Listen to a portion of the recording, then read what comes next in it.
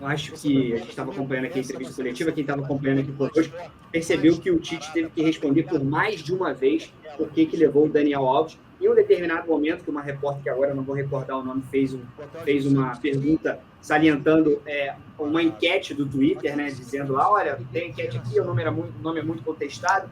O Tite acabou se irritando, foi o único momento que ele se irritou, até perguntou, a repórter não queria fazer uma pergunta dela mesmo e não reproduzir um dado da internet, e ela retornou para ela disse, inclusive, que era a pergunta dela, mas o Tite optou por não responder.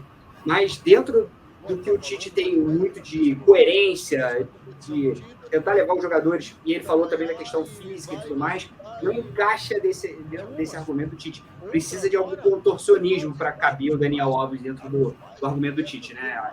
Concordo, eu acho que é o nome mais polêmico, acho que reflete isso nas redes sociais, a pergunta ali da repórter, ela usou as redes sociais para embasar a pergunta dela, mas o Tite acabou dando um critério que ele fala em aspecto mental, ele fala em parte física. O Fábio Macedelian também falou que teve ali a consulta ao Barcelona para ver as condições físicas do Daniel nesse período de treinamento no Barcelona B, mas é de fato realmente o nome mais polêmico dessa lista, se é que a gente pode falar assim. Ele tem a confiança da comissão técnica, é um jogador que disputou a Copa América em 2019, foi inclusive um dos melhores jogadores daquela competição, mas hoje, nesse momento, a gente falava aqui um pouquinho antes da convocação começar, que era um nome que ia dividir opiniões caso estivesse presente na lista. Marília, o que você acrescenta aí da convocação do Daniel Alves?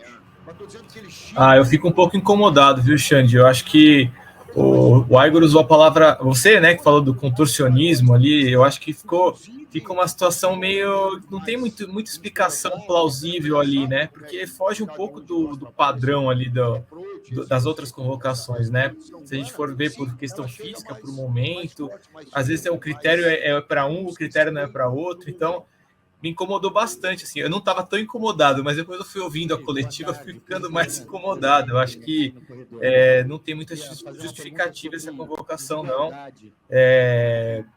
Pode queimar minha língua, pode chegar lá e decidir a Copa, mas eu não gostei dessas explicações e não gostei da convocação, não. Vou ser bem sincero. Ele fala até um aspecto aqui, só para complementar o Guarida, que ele fala um pouco dessa coisa do lateral construtor, que ele entrou mais na parte tática para tentar justificar a convocação do Daniel. Ele fala que o Daniel ele não vai precisar ir ao fundo porque ele tem os pontos que já são agudos, enfim, ele dá uma parte tática ali, mas é difícil falar um pouco sobre o Daniel sem ter que fazer esse contorcionismo que o Xande destacou aqui na abertura. Vou ter que explicar demais, porque é alguma coisa errada, né? E o Tite teve que chamar o médico da seleção para dar explicações, porque a pergunta do Igor Siqueira do UOL foi nessa direção, dizendo o seguinte: olha, o Daniel Alves teve uma lesão, não voltou a jogar, você falou que só convoca se tiver, até foi uma aspa que ele deu para o lance, né, uma declaração que ele deu para o lance também, dizendo que a condição física e médica vai ser fundamental, e parece que o Daniel Alves não se encaixa nas duas condições. Por outro lado, o Daniel Alves não vai ser titular da seleção brasileira na Copa do Mundo, a menos que o Tite resolva ainda mais surpreender o público brasileiro. Não acredito que seja. Mas a gente tem experiência nas duas últimas Copas do lateral reserva ter que virar o lateral titular. Então, embora seja uma condição de reserva, é uma condição para a gente ficar bastante de olho.